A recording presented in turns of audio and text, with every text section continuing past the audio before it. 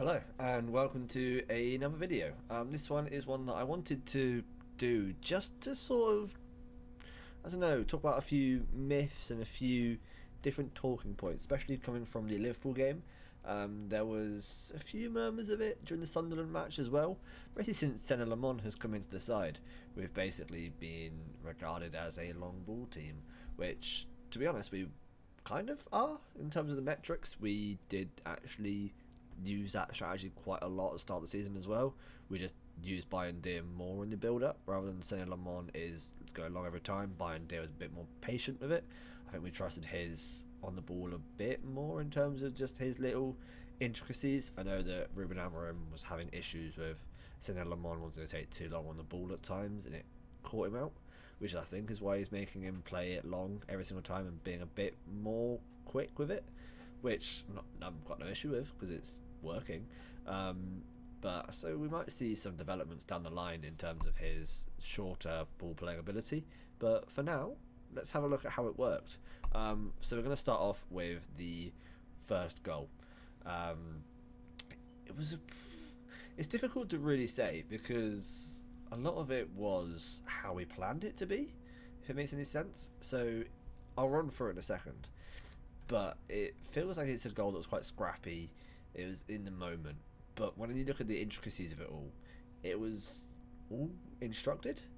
I don't know if I'm going to go into too much detail in terms of I'm going to look at every single minute thing and I'm going to act like it's some sort of revolutionary thing or something that played out like a chess game, when in actuality it was just instinct. But I'm going to show you what led us to the situation that made us go 1-0 up within 60 seconds. So first off, ball got played around a little bit. We're back to seeing Lamont, who went long. He went out for a throw-in off a Liverpool player. We then carried on. United played a little bit of ball around, and it put us in this situation here. We drove on the left wing. We decided we couldn't make it through. We pulled it back. And this, if I go in here, you'll see, went all the way back from Luke, back to Harry Maguire. Maguire lifts his head up. See that Liverpool have, to be fair, they did a really good man marking job here. They basically cut off most passing angles. The only option you'd have is if you were to go long to Ahmad down here, but that would be a difficult pass to do, especially since you've got Cody Kakpo inside here waiting to intercept it. So Harry Maguire opens the pitch up, looks at De Ligt. Again, Liverpool have squeezed us, so we've gone from a 3 and a 1, so Liverpool very, very obviously going for a 4-2-3-1 here. As you can see, the screenshot was from the United stream. They went for a 4-2-3-1. You can see the 4, you can see the 2, you can see the 3, and then you can see the 1 pushing on his own. We have sort of squeezed them out here, so you can see the back line has stepped, you can see the midfield 2 in front of them, and you can see it turned into more of a diamond as the wingers have pushed up higher. Senna Lamont then receives the ball. You have Alexander Isak there has run past Maguire, and you still see this free here just behind my head. You still see that developing. We have allowed them to continue to push onto us, but you can see the body shape here. You can see, especially Matthias de Ligt is ready to return. Casemiro's put all of his weight on his back foot here. He's ready to literally bolt the other way. Bruno Fernandes is already trying to scan to figure out what his next move is going to be, and Maguire has started to shift his weight also to push forwards. We know we're going to go long, and that is clearly what is going on here. And again, the weight is completely being shifted, so Casemiro is on his bike ready to push forwards. Matthias de Ligt is readying himself as well to push, and Maguire has already started his run that way. That has led to this situation here, where Liverpool have stepped and pressed us, but we have also pinned them back here. You see Diogo Dalot, if I move my head out of the way, you see Diogo Dalot up there holding the width on that left hand side, which leaves them completely free. You have Amad Diallo as well holding width down this right hand side. So it's just causing Liverpool a few questions as to what they're going to be doing, which means that we wanting them to funnel it centrally because they've allowed us those wide channels because of the fact that we've been holding our width. So what we allowed here, I say we allowed, no one's really contested it, and Boomer has pressed him, but we know that Van Dijk's going to win that header. Van Dijk has won it clearly and pretty much unmarked, but this is the key bit. Where we've held our width with Diogo Dalot and Amad Diallo, Van Dijk really only has one option, and that is to header it down their central channel, where we have Matthias Cunha and we have Bruno Fernandes completely open. They have seen the space when they were pushing forwards. Liverpool weren't expecting us to go long, so when we have pushed, Bruno Fernandes and Cunha have run past their markers. So you got here is that Dominic Szoboszlai, who you'd assume would be on Bruno Fernandes, and you got Gravenberch and McAllister here. McAllister would have been expecting to be marking Matthias Cunha because he was playing as our striker at times. There's more of a two of him and Mbumo, but because of these rotations, Liverpool weren't quite sure who to pick up. So Gravenberch is being instructed to step on Mason Mount. So Mason Mount here pushing forwards has basically vacated that midfield because, again, Liverpool like to go 1-to-1 when they're marking, so they've been given an instruction as to who they'll be watching, and it seems as though Gravenberch was on Mason Mount. So when Mason Mount has stepped up, he has dragged Gravenberch with him, and it seems as though Mbumo has dragged McAllister with him also. So I'm assuming Liverpool were thinking, looking at the lineups, that Matthias Cunha will be the central person because Liverpool like to double up their centre-backs on the central areas. So they would have been wanting to double mark Matthias Cunha, but Cunha has dropped off. So McAllister is following Mbumo, Gravenberch is following Mason Mount. So we have basically used our wide players, squeezed the pitch, and it's allowed our midfield and our wing backs all the time in the world if it was to receive to them. What actually happens, as you would all know, is Harry Maguire here wins the ball. Van Dijk, like I said, he's going to put it down that wide channel, central channel, because our players holding the width have that much space and time. He wins it. Maguire's bracing for it, and Maguire wins it, as he usually does. But this time it was completely uncontested because you've got just Liverpool players. This is something that you'll see in the build-up as well in a second. Just really lazy in the press. They've done their big run. Alexander Isak took his sweet time to get back. As you can see, Maguire's completely open because Alexander Isak just doesn't want to come back again. So it allows a free header for Maguire, who puts it back into that same danger area. This time, Mbumo is there to contest it. So Van Dijk wins the header once more, but McAllister also thinks he's going to win it. And Mbumo has caused issues. Maguire's put it in that central area where it's going to cause a few question marks for Liverpool, and as we all know, it did. Van Dijk goes to the winner. He's basically seeing, I'm the captain, I'm going to put my stamp on this game, I want to win this early ball, and I'm just going to show Mbumo that I know he's there, and I'm just going to cause a few issues, make him ask a few questions, when we all know what he's ended up doing is clattering his own teammate.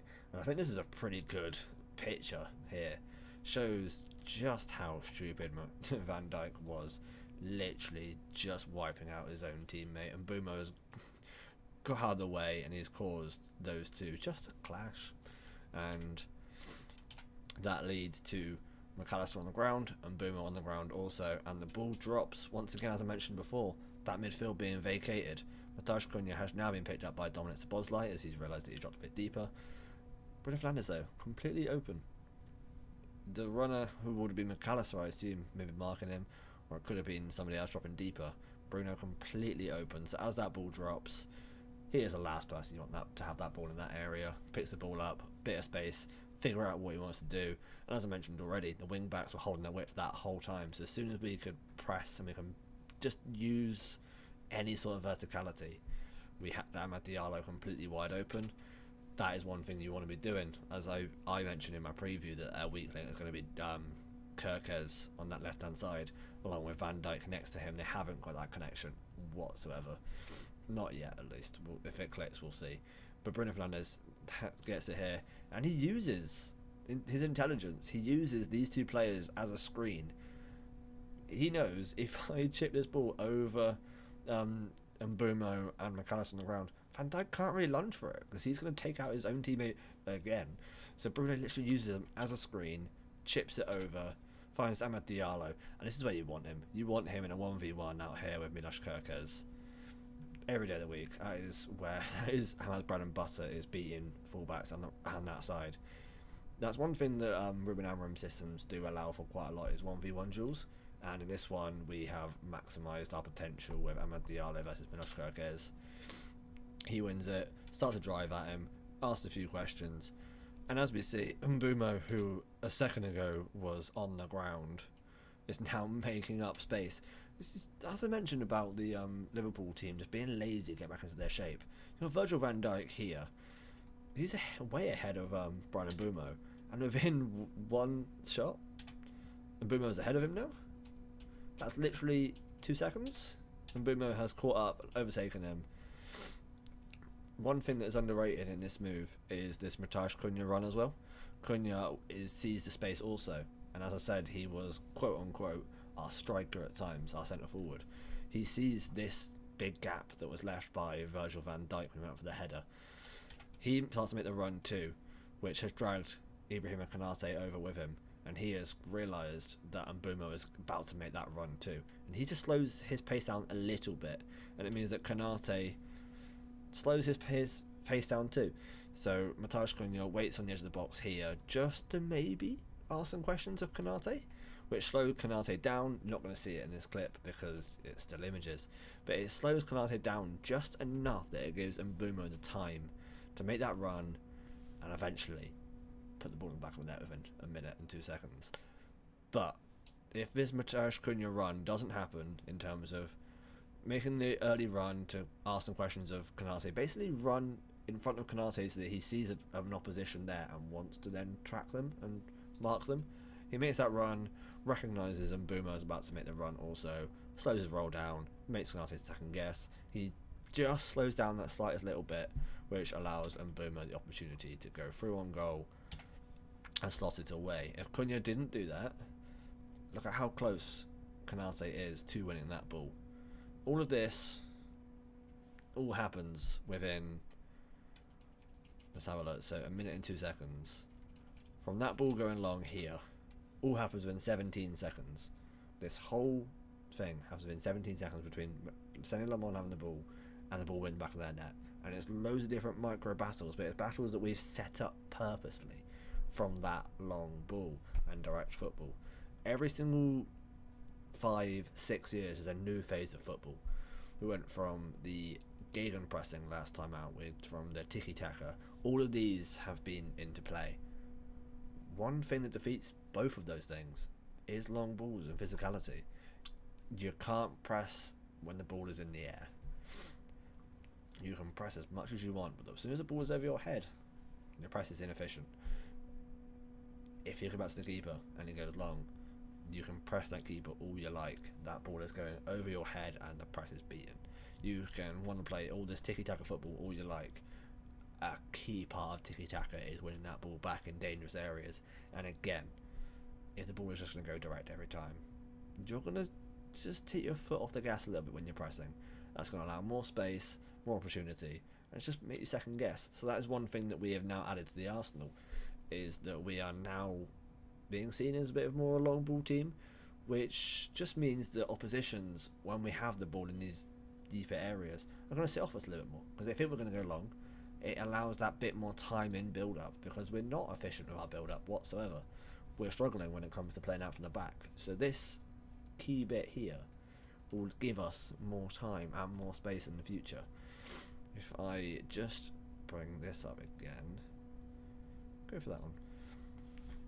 Yeah, let me find the next clip, because I had one more bit that I wanted to show. Because I went through every single long ball that was played in that match. I figured it out. Out of 46, we won the second ball 26 times. So if you think about a long ball being played forwards, it's going to land in between that middle third of the pitch every single time, maybe a little bit further. If you can win the ball 26 times, that is about 57%. You've started from the middle section, your build-up. If you can squeeze that pitch and you can start playing from there, you've cut out a third, if not 40, 50% of the pitch, and you have meant that the opposition is being put on the back foot straight away. Because even if they win that ball, because you've played it, if they win that first header, you're facing their goal and they're facing away from yours when they're winning that second ball. So you're putting yourself in an advantage by missing the first ball. Because if they win it, so I'll find a good picture. What's so many? There we go, let's put this one up. There you go. If I move me. See here. Ibrahim Konate is winning this ball. This is from a long kick. Look at the Liverpool players. Count 1, 2, 3, 4, 5, 6, 7, 8 players. Can't see them all because again I'm in the way. There's 8 players that you can see on the pitch here. They are all facing their own goal. So as soon as Konate wins his header and it goes forwards, they are already facing away from our danger area. Whereas the Man United players, if you were to count, 1, 2, 3, 4, 5, 6, 7, 8. Maybe deal with Dalot. Oh, no, wait. 1, 2, 3, 4, 5, 6, 7, 8, 9. Maybe Diogo Dalot and then Luke Shaw. The only 2 players that aren't facing their goal. Win that ball back, and you're already facing the way you want to be playing. It's an old cliche in football. It's play the way you're facing. Liverpool in this instance, if they win the ball, Konate wins it, say it goes to like Szoboszlai or it goes to McAllister, the way they're facing is back towards their own goal and you're gradually pushing them backwards. Konate wins it here. I think this ball eventually falls to Casemiro and he's already facing the way that he wants to be going. So that removes one action just from one long kick. Now, yes, they may win that first header, but we have set it up perfectly to win that second ball, and that second ball is so important. You're not going to score a goal from the first ball in this situation, but you could set up a chance from the second ball. Konate can win it here. Whatever action he does will not create a big chance for Liverpool, but recover the right way, win the ball, head up, play the way you're facing. You've got a very good opportunity to create something quite quickly. So I'll find another good example.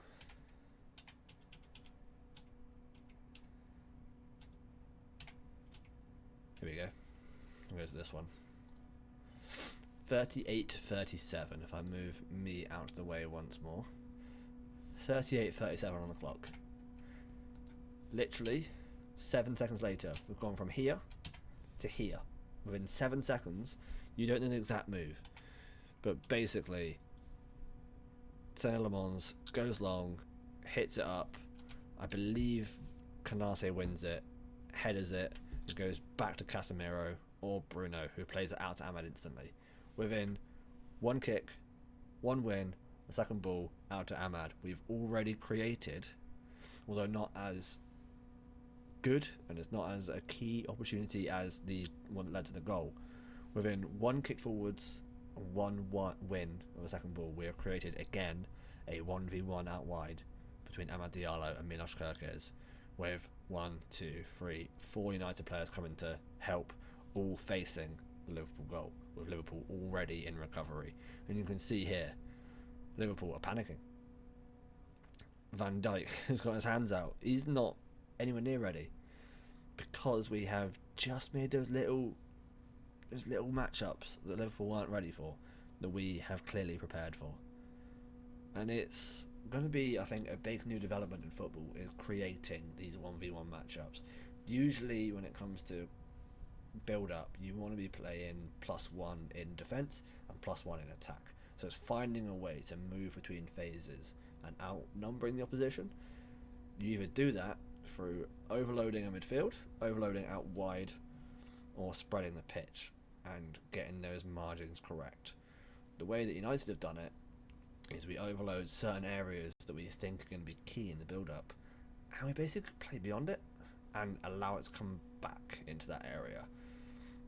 If we're going to play it short, we're going to play this little intricate football, and every single moment we have that ball in their area, we're going to be facing our own goal when we're wanting to receive it. The only way that you can be facing the opposition goal in build-up is if the ball is coming back.